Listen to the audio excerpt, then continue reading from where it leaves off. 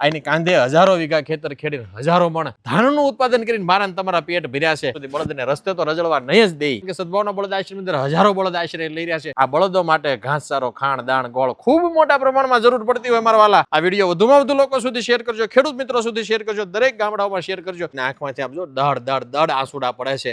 આ આંસુ લૂછવાનું સત્કાર્ય તમે કરી લેજો મારા વાલા. ખેડૂતો પણ ખૂબ સાથ અને સહકાર સદભાવના બળદ આશ્રમને આપે છે. ત્યારે ગયા ચોમાસામાં કુદરતને આધીન ખૂબ માવઠાઓ થયા અને ચોમાસું મગફળીનો પાક નિષ્ફળ ગયો. નહીં તો ઘણા ખેડૂતો ચોમાસું મગફળીનો પાલો અહીં બળદ આશ્રમમાં મોકલાવતા હોય છે, પણ એ મોકલી નથી શક્યા. એનો અમને ખેદ છે ને ખેડૂતોને પણ ખેદ છે. ત્યારે આ વર્ષે ઉનાળુ મગફળીનો પાલો જે ખેડૂતોએ કર્યો હોય, ઉનાળુ મગફળી જે ખેડૂતોએ કરી હોય અને એનો પાલો સદભાવના બળદ આશ્રમમાં મૂંગા અબોલ જીવ માટે, નિરાધાર રખડતા ભટકતા બળદો માટે મોકલાવો હોય, અમારો સંપર્ક કરશો. રાજકોટની આજુબાજુના વિસ્તારમાંથી, આજુબાજુના ગામડાઓમાંથી અમે અમારું વાહન મોકલી અને આપની ચોમાસું હોય, ઉનાળુ હોય, મગફળીનો પાલો હોય, ચણાનું ખારીઓ હોય કે ઘાસચારો હોય, લીલી જુવાર હોય, મકાઈ હોય વગેરે ઘાસચારો છે એ અમે અમારું વાહન મોકલીને ત્યાંથી ભરી આપીશું. કે સદભાવના બળદ આશ્રમની અંદર હજારો બળદ આશ્રય લઈ રહ્યા છે. દરરોજ હજારો મણ નિરણ જોતી હોય તો એને પહોંચી વળવા માટે આપનો સાથ અને સહકારની અપેક્ષા છે મારા વાલા. આ વિડીયો વધુમાં વધુ લોકો સુધી શેર કરજો, ખેડૂત મિત્રો સુધી શેર કરજો, દરેક ગામડાઓમાં શેર કરજો. આની કાંધે હજારો વીઘા ખેતર ખેડીને હજારો મણ ધાનનું ઉત્પાદન કરીને મારા તમારા પેટ ભર્યા છે.